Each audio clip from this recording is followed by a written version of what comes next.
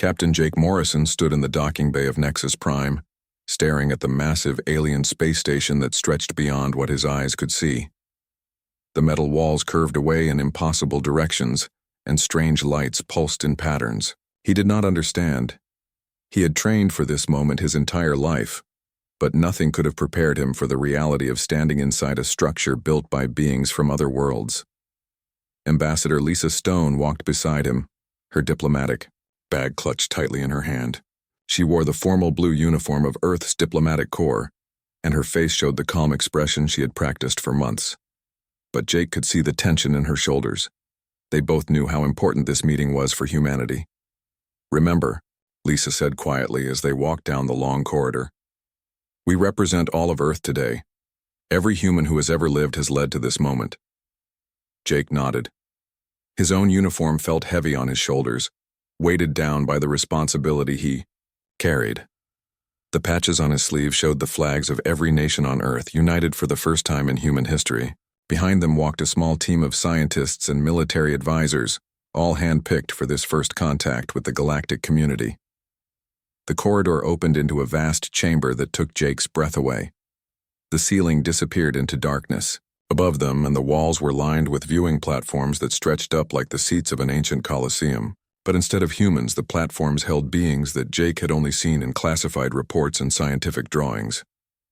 On one platform, tall reptilian creatures stood in perfect rows, their scaled skin gleaming under the station's lights.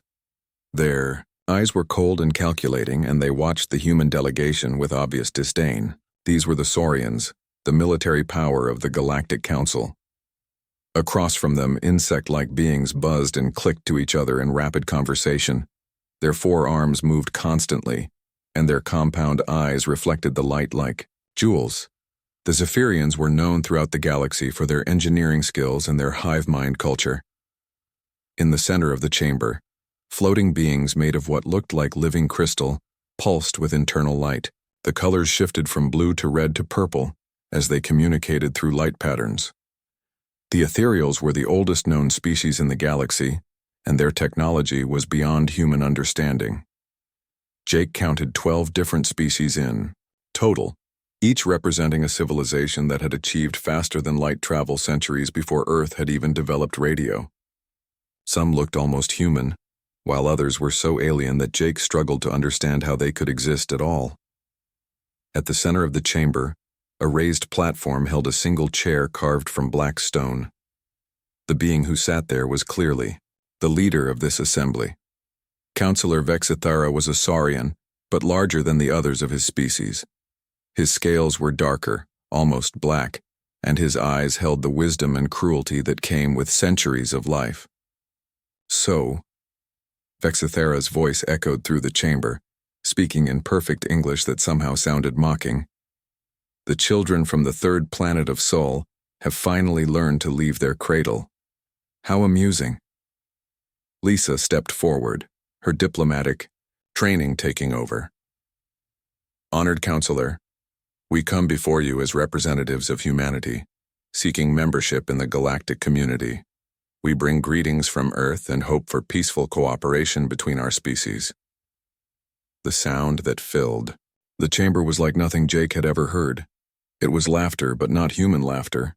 The Sorians made deep rumbling sounds, while the Zephyrians' buzzing became higher and more rapid. The ethereals pulsed with colors that somehow conveyed amusement and contempt at the same time. "Membership," Vexithara repeated, as if the word itself was funny. "You speak of membership as if you have something to offer. Tell me, little human, how long has your species been traveling between stars?" 43 years, Lisa answered honestly. "We achieved our first faster-than-light flight in 2344. The laughter grew louder. A Zephyrian delegate spoke up, its voice like the sound of grinding metal. 43 years. We have been traveling the stars for over 2,000 years. The ethereals have been among the stars since before your species learned to make fire." Jake felt his jaw tighten. He had expected some resistance, but the open mockery was harder to bear than he had imagined. He looked at Lisa, who maintained her calm expression despite the insults. Vexithara raised a clawed hand, and the chamber fell silent. Let us examine what humanity has accomplished in their brief time among the stars. You have visited... How many systems? 17, Lisa replied. 17, the counselor repeated. The Sorian Empire controls over 3,000 systems. The Zephyrian Collective has colonies in 5,000 systems. And you come before us with 17 systems and ask for membership in our council? An ethereal being floated forward, its crystal body pulsing with condescending purple light. When it spoke, its voice was like the sound of wind chimes. We have analyzed human technology. Your ships are crude, your weapons are primitive, and your understanding of the universe is that of children playing with toys they do not understand. Jake could not stay silent any longer. Our technology may be young, but we have achieved faster than light travel independently. We have explored space on our own without help from any other species. Yes, Bexathara said with another rumbling laugh. Like a child learning to walk without falling. Very impressive for a child. Lisa placed a warning hand on Jake's arm, but he pressed on. We may be young, but we are not weak. Humanity has survived ice ages, plagues, and wars. We have adapted to every challenge our world has given us. Adapted, a Zephyrian delegate buzzed. You speak of adaptation as if it is a virtue. True civilization comes from order, from structure, from knowing one's place in the universe. Your species is chaos incarnate. The chamber filled with sounds of agreement from the assembled delegates. Jake realized that they were not just dismissing humanity's achievements. They were afraid of human unpredictability. Bexathara stood from his chair, his full height making him tower over the human delegation. We have made our decision. Humanity will be granted probationary observer status. You may watch our proceedings and learn from your betters. Perhaps in 500 years, when you have gained some wisdom and your technology has advanced beyond the primitive level, we will consider full membership.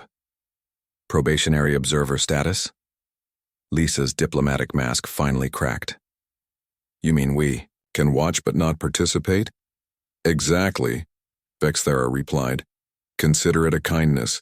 We could have simply ignored your request entirely. The other delegates began to file out of the chamber, their conversations filling the air with alien sounds. Jake watched them go, his fists clenched at his sides. Lisa gathered her materials with quiet dignity, but he could see the anger in her eyes. As they walked back toward their ship, Jake spoke quietly to his ambassador. They did not just dismiss us. They insulted us. Yes, Lisa replied. But they also revealed something important. They are not just arrogant, they are frightened. Jake looked at her in surprise. Frightened? Of what? Of us, she said simply. Did you notice how they kept talking about order and structure? How they called us chaos? They see something in humanity that they do not understand, and it scares them. As their shuttle departed from Nexus Prime, Jake stared back at the massive station. The Galactic Council had made their position clear. Humanity was not welcome, as an equal. But Jake had a feeling that this was not the end of the story. It was only the beginning. Admiral Connor Hayes sat at the head of the long table in the Global Defense Command Center, deep beneath the mountains of Colorado. The room was filled with Earth's best military minds and scientists, all waiting to hear what had happened at Nexus Prime. The large screen on the wall showed images of the alien species that Jake Morrison and Lisa Stone had encountered, but the pictures could not capture the feeling of being dismissed like children. Jake stood at the front of the room, still wearing his dress uniform from the meeting. His face was tight with anger that he had been holding back for 3 days during the journey home. They treated us like insects, he said, his voice steady but cold. No, worse than insects. They treated us like we were nothing at all. Lisa Stone sat beside the Admiral, her diplomatic training keeping her calm even as she described the humiliation. The Galactic Council sees humanity as a threat to their established order. They want to keep us contained and controlled. General Pete Rodriguez, a man who had fought in 3 wars on Earth, slammed his fist on the table. Probationary observer status. They want us to sit in the corner and watch while the adults make decisions about the galaxy. Admiral Hayes raised his hand for silence. He was an older man with gray hair and eyes that had seen too much conflict, but his voice was steady. Tell me about their technology. What did you observe about their capabilities? Dr. Amy Chen, humanity's leading expert on alien biology, opened her tablet and began to read. I studied every species we encountered, Admiral. What I found was both fascinating and troubling. She stood and moved to the large display screen, bringing up detailed analysis charts. The Sorians are master logisticians. They can move fleets across the galaxy with perfect timing and supply lines that never fail. But they have not developed a new military tactic in over 300 years. The room was silent as she continued. The Zephyrians are incredible engineers. Their technology is flawless, and their construction methods are perfect. But they build the same designs over and over again. They have not innovated in centuries. What about the Ethereals? Hayes asked. The most interesting case, Amy replied. Their computational abilities are beyond our understanding. They can process information faster than our best quantum computers, but they have lost all creativity. Every decision they make is based on logic patterns that are thousands of years old. Jake Morrison leaned forward. What are you saying, Doctor? Amy turned to face the room. I am saying that every advanced species in the galaxy has become trapped by their own success. They have specialized so much that they cannot adapt to new situations. They are like machines that can only do one thing perfectly. Lieutenant Ben. Parker, who had been sitting quietly in the corner, cleared his throat. Admiral, I have something to add. My mission to the Outer Rim territories revealed information that the Galactic Council did not share with us. Hayes nodded for him to continue. Ben was one of Earth's best intelligence officers, and his missions often uncovered secrets that others missed. There is a threat moving through the Outer Rim systems, Ben said, activating another display. The local species call them the Void Devourers. They are not like any other species we have encountered. The screen showed images of dark, twisted ships that seem to absorb light itself. They are a hive mind species, but unlike the Zephyrians, they do not build or create. They consume. They take over entire star systems, absorbing not just the resources but the knowledge and abilities of the species they encounter. General Rodriguez studied the images. How many systems have they taken? 17 in the past 2 years, Ben replied, and they are accelerating. Each victory makes them stronger and smarter. Dr. Amy Chen stared at the images with growing understanding. This explains everything. The Galactic Council is not just arrogant, they are terrified. Explain, Admiral Hayes said. Amy moved to the center of the room, her excitement growing as the pieces fell into place. The established galactic powers have made themselves vulnerable through specialization. The Sorians can fight traditional wars, but what happens when the enemy does not follow traditional tactics? The Zephyrians can build perfect defenses, but what happens when the enemy can adapt faster than they can rebuild? Jake Morrison suddenly understood. They see humanity as chaotic and unpredictable. That is exactly what they need to fight an enemy like the Void Devourers. But they are too proud to admit it, Lisa added. So instead of asking for our help, they want to keep us contained, where we cannot threaten their position of power. Admiral, Hayes stood and walked to the window that looked out over the Colorado mountains. For long minutes he was silent, thinking about what he had heard. Finally, he turned back to the room. Dr. Chen, I want you to continue studying the galactic species. Find their weaknesses and their blind spots. Lieutenant Parker, I need more intelligence on these Void Devourers. How do they fight? How do they adapt? What are their limitations? He looked at Jake and Lisa. You two will return to diplomatic duties, but with a new mission. We are going to prove to the Galactic Council that humanity deserves respect, not through words, but through actions. General Rodriguez smiled grimly. What kind of actions, Admiral? Hayes returned to his seat and activated the secure communication system, the kind that show the galaxy what human unpredictability can accomplish. If the Void Devourers are coming for the core worlds, then humanity will be ready to meet them. Dr. Kate Williams, who had been studying xenobiology for 15 years, spoke up from the back of the room. Admiral, there is something else we should consider. If these void devourers absorb the knowledge and abilities of their victims, then they have been fighting the same specialized enemies for centuries. They will be prepared for every tactic the Galactic Council can use. But they have never fought humans, Jake said, beginning to understand the larger picture. Exactly, Admiral Hayes replied. They have absorbed the knowledge of species that think in patterns, that follow rules, that specialize in single approaches to problems. But human warfare has always been about adaptation, about changing tactics in the middle of battle, about doing the unexpected.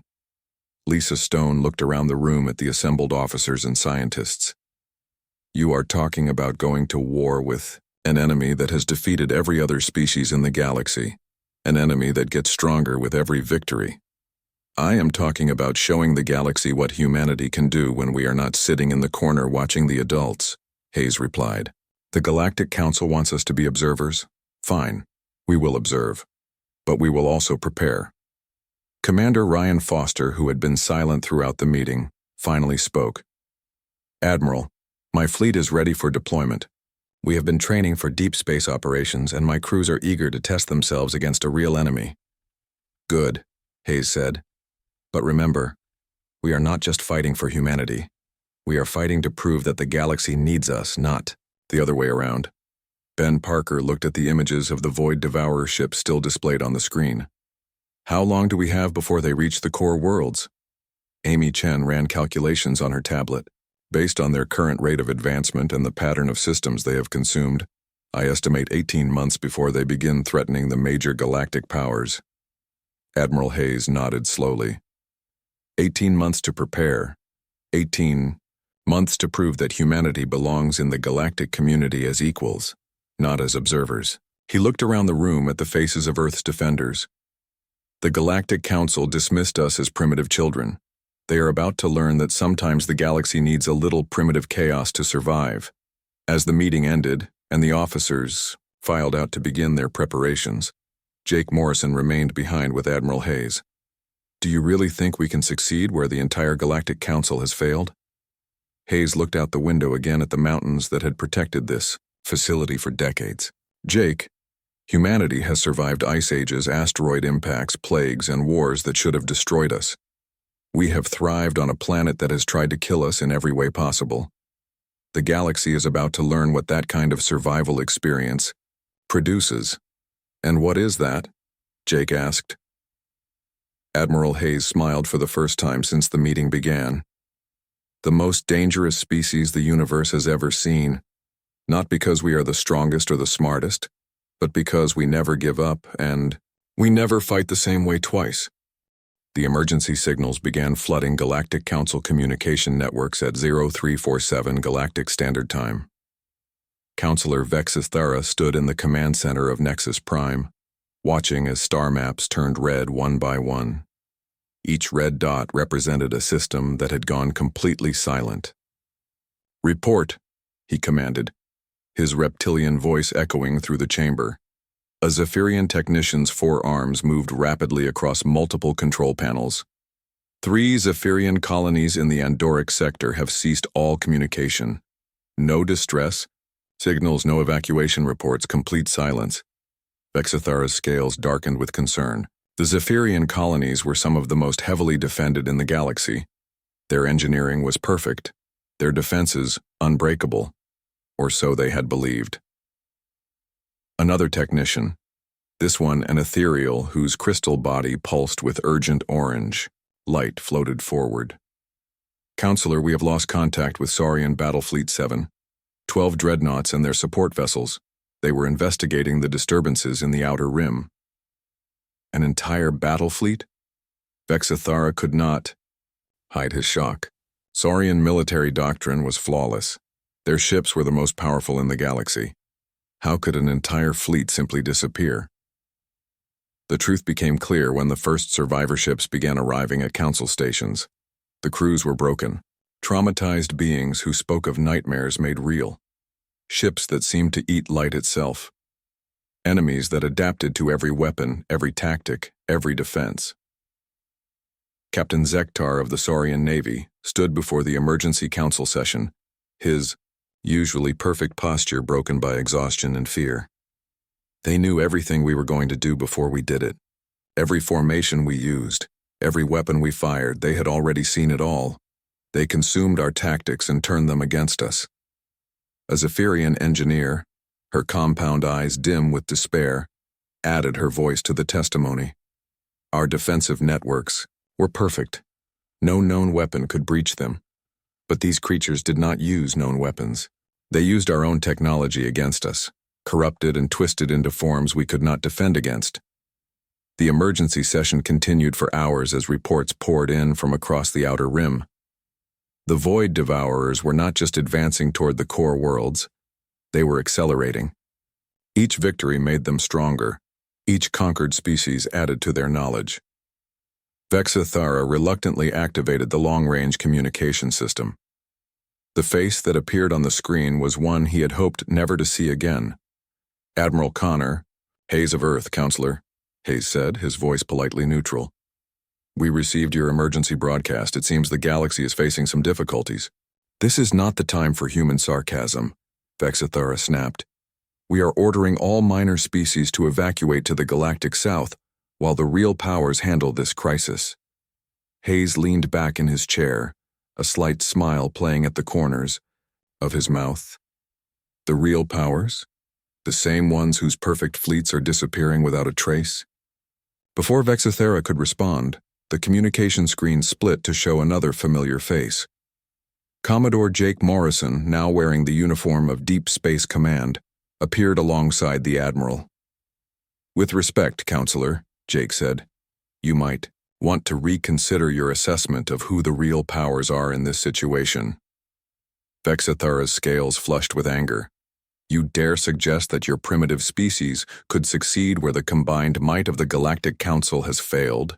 I suggest, Jake replied calmly, that maybe it's time to stop thinking about this problem the same way you've been thinking about everything else for the past 1,000 years. The transmission ended, leaving Vexithara staring at a blank screen. Around him, the other council members buzzed and pulsed with confusion and growing panic. Meanwhile, in the Outer Rim territories, Commodore Jake Morrison stood on the bridge of the Earth ship Defiance, studying tactical displays that showed the approaching Void Devourer fleet. His crew was tense but ready. They had trained for this moment even though none of them fully understood what they were about to face. Sir, Lieutenant Commander Sarah Kim reported from the sensor station, we have visual contact with the enemy fleet. Configuration is unlike anything in our databases. On the main screen, the Void Devourer ships appeared like wounds in space itself. They seemed to absorb light and energy, creating dark spots against the starfield. The ships moved in patterns that hurt to watch, flowing like liquid while maintaining impossible geometric forms. Tactical analysis? Jake asked. Commander Ryan, Foster, now serving as Jake's tactical officer, shook his head. Sir, their formation makes no sense according to any known military doctrine. They should be vulnerable from at least 6 different angles, but sensor readings show they're not actually where they appear to be. Dr. Kate Williams, monitoring from the science station, looked up from her readings with excitement rather than fear. Commodore, they're using probability fields to mask their true positions. It's brilliant, but it has one weakness, which is, they're expecting us to target where logic says they should be. But what if we don't use logic? Jake Morrison had spent his career studying military history from every culture on Earth. He had learned tactics from ancient Rome, strategies from medieval knights, and unconventional warfare from modern special forces. None of it made sense by galactic standards, which was exactly what made it useful. All ships, he broadcast to his small fleet. Ignore sensor readings. I want visual targeting only. Pick a ship that looks dangerous and shoot at it. Don't think about it, just do it. The bridge crew exchanged glances. Commander Foster started to object, then stopped himself. If conventional tactics had failed every other species in the galaxy, maybe unconventional was exactly what they needed. The first human shots were fired not at calculated positions or predicted locations, but at targets chosen by gut instinct and random selection. The results were immediate and shocking. 3 Void Devourer ships exploded in brilliant flashes of light. The dark wounds in space became normal explosions, revealing that the ships were just as vulnerable as any others when hit in the right place. "Sir," Sarah Kim called out, her voice filled with amazement. "The enemy formation is breaking apart. They're trying to retreat." On screens throughout the bridge, the Void Devourer fleet began to scatter. For the first time since their advance began, they were running from a battle instead of consuming their enemies. Jake Morrison allowed himself a moment of satisfaction before opening communication channels to the Galactic Council. "Nexus Prime, this is Commodore Morrison. We have engaged the Void Devourer advance fleet and forced them to retreat. Repeat, the enemy has been driven back." The response was immediate chaos. Council members from a dozen species all tried to speak at once, demanding explanations, requesting tactical data, and asking how a primitive human fleet had succeeded where their advanced forces had failed. Vexathara's voice cut through the noise. "This is impossible. No single fleet can stand against the Void Devourers. They adapt to every tactic, absorb every strategy." "That's the problem with your thinking, Counselor," Jake replied. "We didn't use tactics. We didn't follow strategies. We just did what felt right in the moment." Dr. Kate Williams added her analysis to the communication. "The Void Devourers have absorbed the knowledge of highly specialized species. They know how Sorian fleets fight, how Zephyrian defenses work, how ethereal logic operates. But they have never encountered true randomness before." The implications were staggering. Every galactic power had been fighting these creatures using predictable logical methods. Methods that the Void Devourers could study, understand, and counter. But human chaos was something entirely new. Commander Foster looked at the sensor readings showing the retreating enemy fleet. "Sir, they're regrouping at the edge of the system. I think they're trying to analyze what we did." Jake Morrison smiled, grimly. "Good luck with that. I'm not even sure what we did." Back on Nexus Prime, Vexathara stared at the tactical reports from the human engagement. Nothing about it made sense. The human fleet had used formations that were tactically unsound, weapon patterns that violated basic military doctrine, and decision-making processes that appeared completely random. And yet they had achieved something that no other species in the galaxy had managed. They had made the Void Devourers retreat. For the first time since the crisis began, emergency signals were replaced by something else. Request signals. Every major power in the Galactic Council was suddenly very interested in talking to the primitive humans they had dismissed just months before.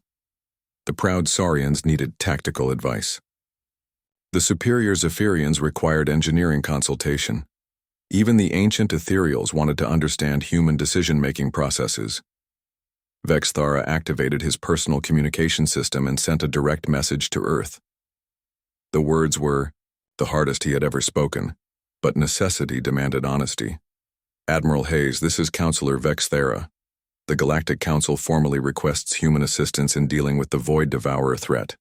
We may have been hasty in our initial assessment of your species' capabilities." The response came back almost immediately, and Admiral Hayes's voice carried just a hint of satisfaction. "Request received, Counselor. We'll be happy to help.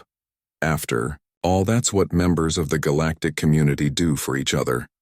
The news of humanity's victory spread through Galactic Council space faster than light itself. Within hours of Commodore Morrison's successful engagement, communication requests flooded Earth's diplomatic channels. Species that had mocked humans just months before were now desperately seeking meetings, consultations, and alliances. President Elena Martinez sat in the Oval Office reviewing the flood of incoming messages. Her desk was covered with formal requests from governments that controlled thousands of star systems each. The irony was not lost on her that these same governments had recently offered humanity nothing more than observer status. "Madam President," her chief of staff announced, "we have 17 formal requests for military consultation, 12 requests for tactical advice, and 43 requests for direct alliance. That's just from this morning." Elena looked through the messages, noting names she recognized from the humiliating council session. "What does Admiral Hayes recommend?" "He suggests we help them, but on our terms this time."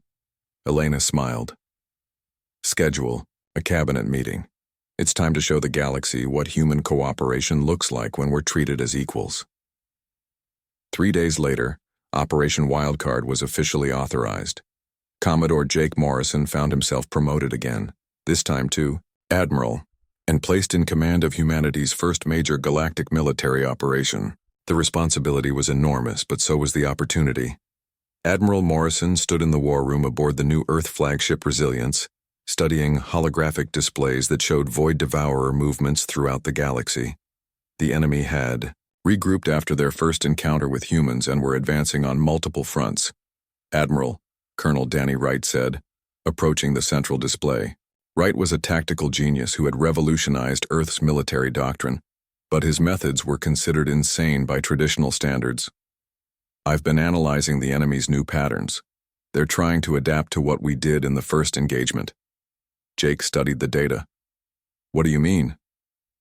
They're attempting to incorporate randomness into their own tactics, but they're doing it wrong. They're creating random patterns which isn't actually random at all. Dr. Sam Taylor, whose research methods had produced breakthrough after breakthrough in anti-void technology, looked up from his workstation. It's like they're trying to be chaotic by following chaos rules. True chaos can't be planned or programmed. The first test of this theory came when Captain Nicole Adams volunteered for a deep reconnaissance mission behind enemy lines. Her ship, the Swift Arrow, was equipped with experimental technology that Dr. Taylor had developed using principles that made no sense to galactic science. Captain Adams, Jake said over the communication link, your mission is to disrupt enemy communications. Dr. Taylor has loaded your computer systems with something he calls chaos viruses. Nicole studied the data on her screen. Sir, these look like old internet viruses from Earth's early computer age. Some of these programs are over 400 years old. That's exactly the point, Dr. Taylor interrupted.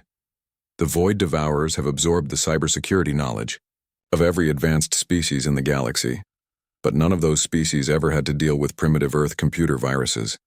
To them, these programs are completely unknown. The mission launched with Nicole Adams piloting her ship deep into Void Devourer territory. Her crew was small and hand-picked, each member trained in what Earth military called creative problem-solving, the art of finding solutions that made no logical sense but somehow worked. As the Swift Arrow approached the enemy communication network, Nicole prepared to deploy the chaos viruses. The plan was simple in concept, but impossible to explain to any galactic power.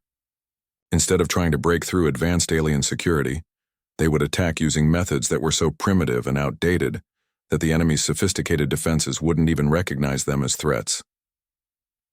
Deploying chaos package, Nicole reported. And may I say, this is the weirdest military operation I've ever been part of. The results were immediate and spectacular.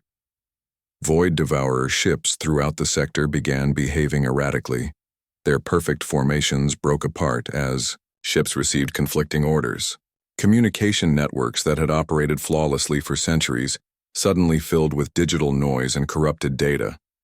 But the most unexpected discovery came from Lieutenant Alex Morgan, a communications specialist who had been monitoring enemy frequencies.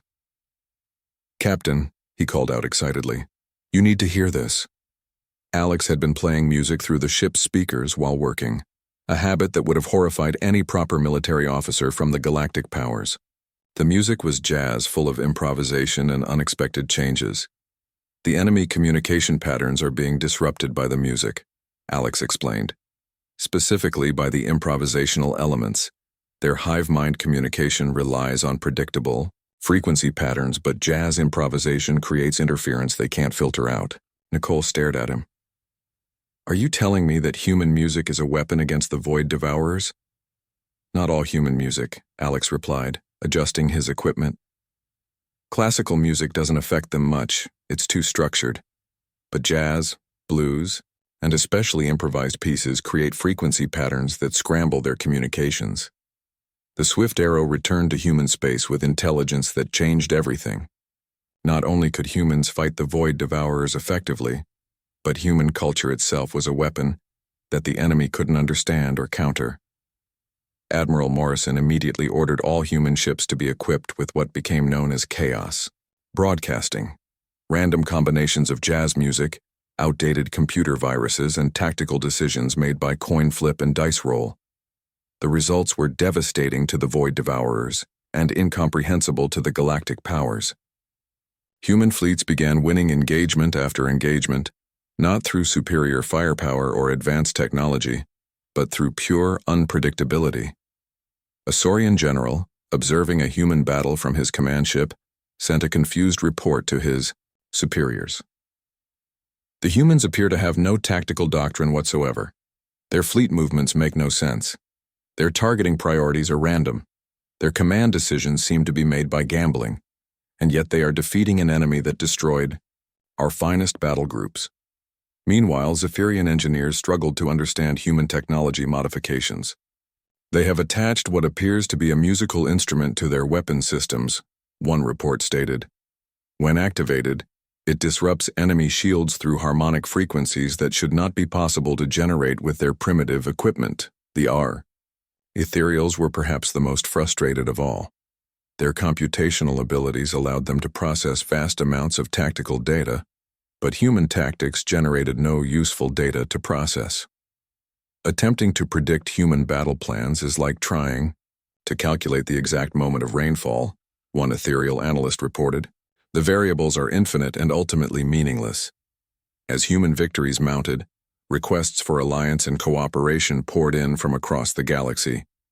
But these were no longer the desperate pleas of species facing extinction. They were respectful requests between equals, acknowledging that humanity had proven itself as a military power. Captain Megan Brooks commanded one of the most successful human squadrons, and her methods epitomized everything that made human tactics effective. She made battle plans by asking her crew for suggestions, then randomly selecting ideas from a hat. She targeted enemy ships based on which ones looked wrong to her gunners.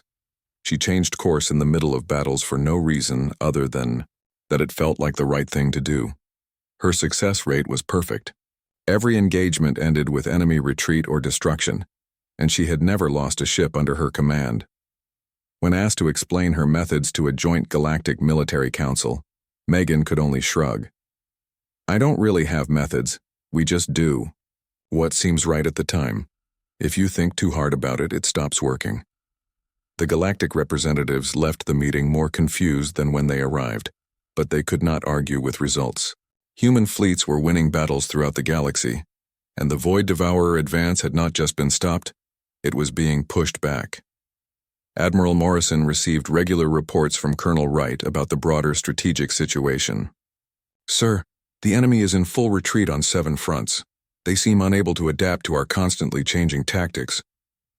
"That's because we don't have tactics," Jake replied. "We have organized chaos." Dr. Taylor looked up from his latest project, which appeared to be a weapon that fired random patterns of energy while playing blues music. "The beautiful thing is that every time they try to adapt to our methods, we're already doing something completely different. They can't hit a target that's constantly changing." President Martinez, reviewing the military reports, called Admiral Hayes with new orders. "Connor, I want you to expand Operation Wildcard. Not just military engagement, but full cultural exchange. If our music and our chaos are weapons, then let's use every tool we have." Hayes smiled as he looked out at the stars that no longer seemed so distant or hostile. "Madam President, I think the galaxy is about to learn what happens when humanity stops being polite and starts being human." The transformation was complete. Humanity had gone from dismissed. The final battle began on a Tuesday, which was somehow fitting for humanity's approach to galactic warfare. While other species planned massive campaigns for months or years, humans had a tendency to save the galaxy on ordinary weekdays between lunch and dinner. Admiral Jake Morrison stood on the bridge of the Resilience watching as Nexus Prime grew larger on the main screen. The massive station that had once seemed so intimidating now looked like what it really was, a target that needed protecting. The Void Devourers had broken through the outer defenses and were making their final push toward the galactic core. "Sir," Commander Sarah Kim reported from her station, "we have visual contact with the enemy main fleet. Estimated strength is over 2,000 vessels." Jake studied the tactical display. The Void Devourer fleet was enormous, a dark cloud of ships that seemed to eat the light from nearby stars. They had grown stronger with each victory, absorbing the knowledge and technology of dozens of conquered species. "What's the status of our allied forces?" Jake asked. "The Sorian Imperial Fleet is maintaining defensive positions around Nexus Prime. The Zephyrian Collective has deployed their engineering ships to reinforce the station shields. The Ethereals are providing computational support for targeting systems." Jake nodded, but he could hear the tension in Sarah's voice. The galactic powers were doing what they always did, following proper military doctrine, maintaining logical formations, and using time-tested strategies, all of which would fail against an enemy that had already absorbed and countered those exact approaches. "And our fleet status?" Commander Ryan Foster smiled from the tactical station. "All human ships are ready for Operation Absolute Chaos. Captains have been instructed to ignore all standard military procedures and do whatever seems like a good idea at the time." In the Galactic Council chambers below, Counselor Vexithara watched the approaching enemy fleet with growing desperation. His perfect military formations were useless. His advanced technology had failed. His centuries of strategic experience meant nothing against an enemy that seemed to know his every move before he made it.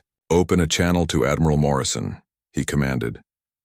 Jake's face appeared on the council chamber screen, and Vexithara saw something in the human's expression that he had never noticed before. It was not arrogance or superiority. It was the calm confidence of someone who had never expected the universe to make sense and was therefore never surprised when it didn't. "Admiral," Vexithara said, his pride finally breaking, "we place the defense of the Galactic Core in human hands. Do whatever you think is best." Jake nodded simply. "Understood, Counselor. All ships, this is Admiral Morrison. Execute Operation Absolute Chaos. Remember, the goal is not to win through superior tactics or firepower. The goal is to be so completely unpredictable that the enemy can't adapt fast enough to stop us." What followed was the most chaotic battle in galactic history. Instead of maintaining proper formation, human ships scattered in random directions. Some flew directly at the enemy fleet, others retreated at high speed, and a few simply started spinning in circles while broadcasting jazz music at full volume. Captain Megan Brooks piloted her ship Wildfire directly into the heart of the enemy. Formation. Not to ram any particular target, but because it felt like the right thing to do. Her cargo bay was filled with an experimental weapon that Dr. Sam Taylor had developed in his spare time. "What exactly does this thing do?" "Her weapons," Officer asked as they prepared to deploy it. "Honestly, I'm not sure," Megan replied. "Dr. Taylor called it a chaos bomb and said it should confuse the enemy. The technical specifications just say, throws really good parties." She fired the weapon into the middle of the Void Devourer fleet. Instead of an explosion, the device began broadcasting every piece of Earth's internet culture from the past 500 years simultaneously. Cat videos played next to academic lectures, ancient memes mixed with modern art. Music from every genre and time period created a cacophony that no alien mind could process. The effect on the Void Devourers was immediate and devastating. Ships that had operated in perfect coordination for centuries suddenly began bumping into each other. The hive mind that had absorbed the knowledge of dozens of species found itself trying to process the accumulated chaos of human digital culture and simply could not cope.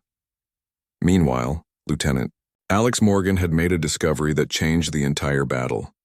While monitoring enemy communications, he had been playing various types of Earth music through his equipment. Classical music had little effect, jazz caused interference, but when he started playing a recording of human children singing Nursery rhymes, the enemy communication network completely collapsed. "Admiral," he called out excitedly, "children's songs are like a computer virus to their hive mind. The simple, repetitive patterns combined with nonsensical lyrics are causing system-wide failures." Jake Morrison grinned and opened fleet-wide communications. "All ships begin broadcasting children's nursery rhymes on all frequencies. Let's sing these creatures back to wherever they came from."